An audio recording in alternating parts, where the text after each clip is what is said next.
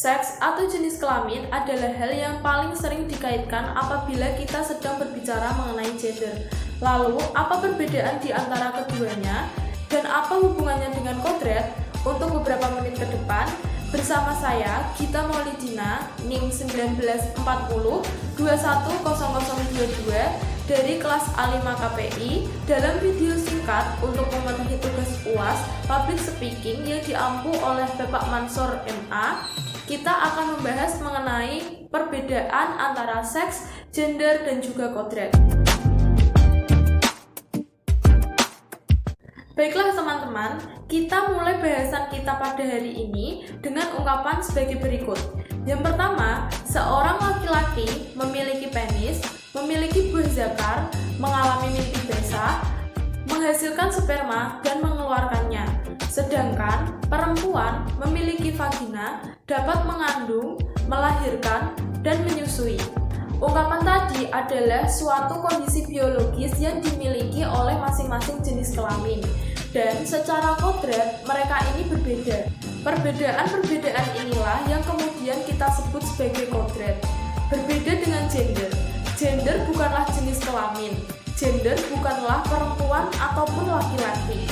Gender adalah sebuah perbedaan peran dan fungsi sosial antara laki-laki dengan perempuan yang terbentuk oleh lingkungan tempat kita berada. Gender tercipta dari proses sosial budaya yang panjang di lingkungan tertentu sehingga terdapat perbedaan dari tempat satu ke tempat lainnya.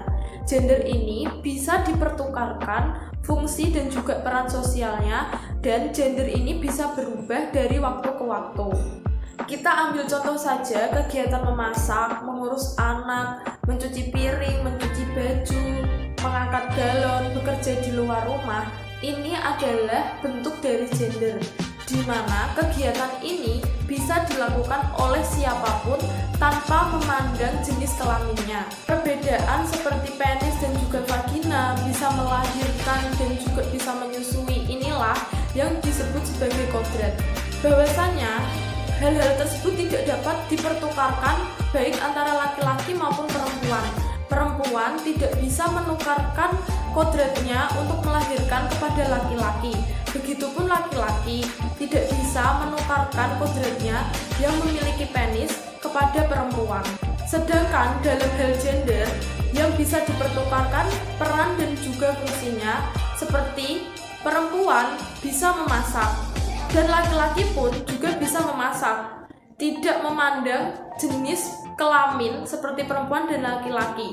Semua manusia pada dasarnya memang bisa memasak. Semua manusia pada dasarnya bisa mengasuh anak. Semua manusia pada dasarnya bisa mencuci piring ataupun mencuci baju. Nah, hal seperti inilah yang disebut dengan gender. Jika saja peran gender ini dianggap sebagai sesuatu peran yang dinamis, maka kita tidak akan aneh lagi jika kita melihat seorang suami yang memilih melakukan pekerjaan rumah tangga seperti mengurus anak, mencuci pakaian, menyapu, mengepel, sedangkan istrinya bekerja di luar rumah. Ini adalah bukan sesuatu pemandangan yang aneh jika gender ini itu kita sebut sebagai suatu peran yang dinamis. Karena kita akan paham di mana di lain kondisi suaminya ini pasti akan melakukan pekerjaan di luar rumah, sedangkan istrinya melakukan pekerjaan rumah tangga. Gender sebagai bentukan dari proses sosial, maka peran gender ini dapat berubah-ubah dari waktu ke waktu, sehingga memungkinkan untuk dipertukarkan peran dan juga fungsinya tanpa dikatakan menyalahi kodrat. Singkatnya adalah setiap perempuan ini juga memiliki hak yang sama seperti bekerja di luar rumah ataupun memimpin apabila perempuan ini itu memang benar-benar memiliki kemampuan dalam hal tersebut seperti bekerja di luar rumah ataupun memimpin suatu organisasi.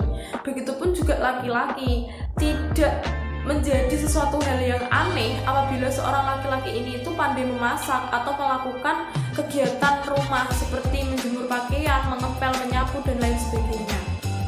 Jadi jelas bahwa pertukaran peran antara laki-laki dengan perempuan, baik itu di wilayah domestik maupun di wilayah publik, ini tidak dapat dikatakan sebagai aksi menyalahi kodrat atau melawan kodrat.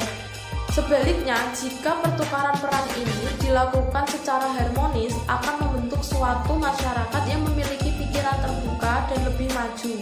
Karena masyarakat tersebut akan berpikir bahwa setiap orang memiliki kesempatan, peluang, dan penghargaan yang sama. Peran gender yang seimbang akan memicu sumber daya yang produktif dan akan menyumbangkan kemampuannya untuk kemajuan bersama. Dan inilah yang disebut sebagai fungsi dari kesetaraan gender yang sebenarnya digaungkan selama ini. Sekian yang dapat saya sampaikan, semoga bermanfaat. Kurang lebihnya saya mohon maaf. Billahi taufiq wal hidayah. Wassalamualaikum warahmatullahi wabarakatuh.